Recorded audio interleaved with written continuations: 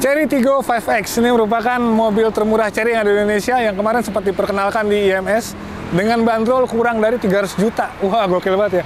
Jadi paling mahal itu 399 dan versi yang bawahnya 369. Itu kalian udah bisa menikmati sebuah SUV yang asik banget dipakai perkotaan. Nggak percaya? Tonton terus videonya sampai selesai.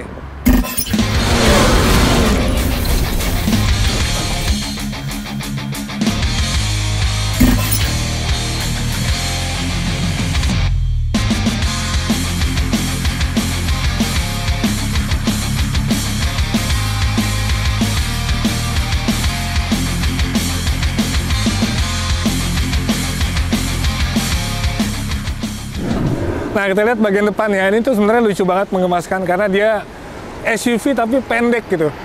Dan semuanya tuh kayak belo-belo, lampunya lihat. Ini lampunya udah LED dan ini juga besar. Kalau misalnya mobil-mobil sekarang kan cenderung pada tipis-tipis ya. Tapi ini besar dan grillnya ini juga udah ciri khas dari Chery Tiggo banget. Dia kayak motif-motif diamond kayak gini.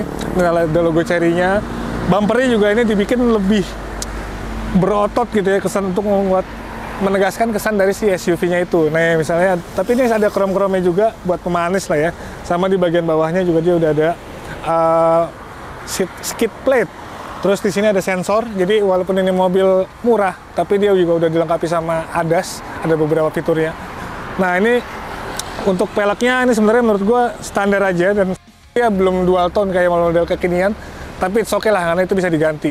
Yang asiknya adalah dia punya profil ban yang tebal. Nah, di bagian atasnya dia ada roof rail, terus ini jendelanya juga dibikin blackout. Udah gitu, ini ada list chrome, panjang banget gitu ya. Nah, ini bagian belakangnya, lengkap ya, ada spoiler, ada high stop lamp, defogger, wiper. Lampunya juga gue suka desainnya karena dia udah ada aksen-aksen smoke ya. Terus di sini ada chrome, ada logo Chery-nya. Dan kita lihat bagasinya sebesar apa sih untuk mobil sekompak ini ya. Nah, ternyata bagasinya cukup lumayan lega dan lantainya juga dia nggak terlalu dalam. Jadi enak nih buat ngangkat-ngangkat barang tuh, jadi nggak terlalu ribet ya.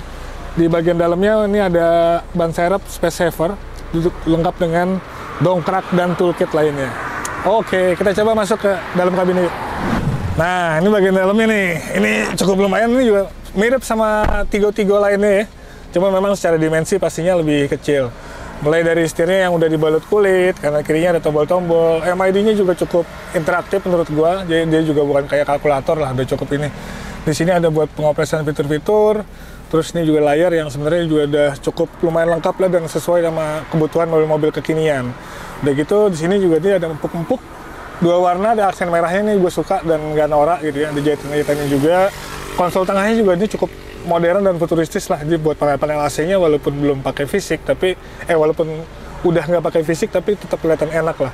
Ini tuasnya, di sini ada rem parkir, ada elektrik, juga ada auto hold, ini tempat penyimpanan.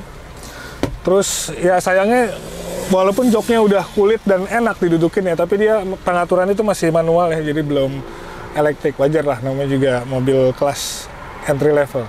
Dan yang nggak kalah oke itu di atasnya udah ada sunroof. Jadi secara gimmick mobil ini cukup oke.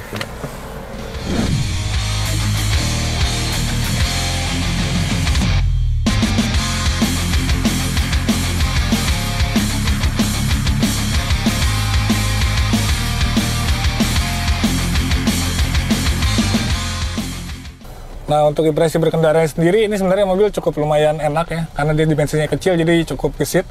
Dia pakai mesin 1500 cc non turbo, itu tenaganya sekitar 112 horsepower dan torsinya 138 Nm. Nah, menurut gua dengan dipadu dengan transmisi CVT ini cukup lumayan responsif.